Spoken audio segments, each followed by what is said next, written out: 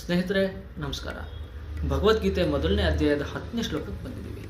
ಇದರಲ್ಲಿ Duryodhana positive self talk ಮಾಡೋದು ಹೇಗೆ ಅನ್ನೋದನ್ನು ಮಾಡಿ ತೋರಿಸಿದ್ದಾನೆ.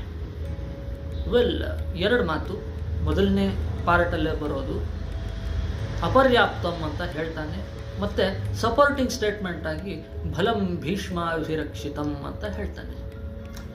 ಏನು ಹೇಳ್ತಾನೆ, ಅವನ ಯೋಚನೆ ಹೇಗಿದೆ ನೋಡಿ, ಅವನ ಸೆಲ್ಫ್ ಟಾಕ್ ವೆರಿ ವಂಡರ್ಫುಲ್. ಪಾಂಡವರನ್ನು ಸೋಲಿಸ್ಲಿಕ್ಕೆ ಬೇಕಾಗಿದೆಯಲ್ಲ ಸ್ಟ್ರೆಂತು, ಅದಕ್ಕಿಂತ ಜಾಸ್ತಿನೇ ಸ್ಟ್ರಾಂಗ್ ಆಗಿದ್ದೀವಿ ನಾವು ಕೌರವರ ಆರ್ಮಿಯವರು ಅಂತ ಹೇಳ್ತಾನೆ. ಸಪೋರ್ಟಿಂಗ್ ಸ್ಟೇಟ್ಮೆಂಟ್ ಆಗಿ ಏನು ಹೇಳ್ತಾನೆ, 2 ರೀಸನ್ ಕೊಡ್ತಾನೆ.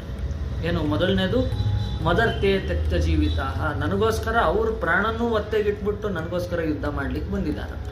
11 ಅಕ್ಷೋಹಿಣಿ ಇದೆ, ಇದು ಗೇಮ್ ಆಫ್ ನಂಬರ್ಸ್. 2ನೇದು ಬಲಂ ಭೀಷ್ಮಾಭಿರಕ್ಷಿತಂ ಅಂತ, ಭೀಷ್ಮಾಚಾರ್ಯ ನಮ್ಮ ಕಮಾಂಡರ್ ಇನ್ ಚೀಫ್ ಆಗಿರೋವರೆಗೂ ನಾವು ಯೋಚನೆನೇ ಮಾಡೋದು ಬೇಡ ಅಂತಾನೆ. ಕಾರಣ ಏನು, ಭೀಷ್ಮಾಚಾರ್ಯಗೆ ಪಾಠ ಆಗಿದ್ದು ಶಸ್ತ್ರ ಮತ್ತು ಶಾಸ್ತ್ರ ಎರಡೂ ಪರಶುರಾಮರ ಹತ್ರ. ಯಾವುದೋ ಕಾರಣಾಂತರದಿಂದ ಪರಶುರಾಮರಿಗೂ ಮತ್ತು ಪಿತಾಮಹ ಭೀಷ್ಮರಿಗೂ ಯುದ್ಧ ಆಗುತ್ತೆ. ಆ ಯುದ್ಧದಲ್ಲಿ ಯಾರು ಗೆದ್ರು ಯಾರು ಸೋತರು ಅನ್ನೋದು ಇಂಪಾರ್ಟೆಂಟ್ ಅಲ್ಲ, ಇವರು ಬದುಕು ಬಂದಿದ್ದಾರೆ ಅಂದರೆ ಇವ್ರ ಸ್ಟ್ರೆಂತ್ ಯಾವ ಮಟ್ಟಿಗೆ ಇರ್ಬೋದು ಲೆಕ್ಕ ಹಾಕು. ಇಂಥ ಕಮಾಂಡರ್ ಇನ್ ಚೀಫ್ ಕೈಲಿ ಕುರಿಗಳನ್ನು ಕೊಟ್ಟರೂ ಸಹ ನಾವು ಯುದ್ಧ ಗೆಲ್ತೀವಿ ಅನ್ನೋ ಯೋಚನೆ ದುರ್ಯೋಧನದ್ದು. ಈಗ ಆ ಮಾತು ಹೇಳಿದ ಕೂಡಲೇ ಸ್ವಲ್ಪ ತಲೆ ಹೀಗೆ ತಿರುಗಿಸ್ ನೋಡ್ತಾನೆ, ಭೀಮಸೇನ ಕಣ್ಣಿಗೆ.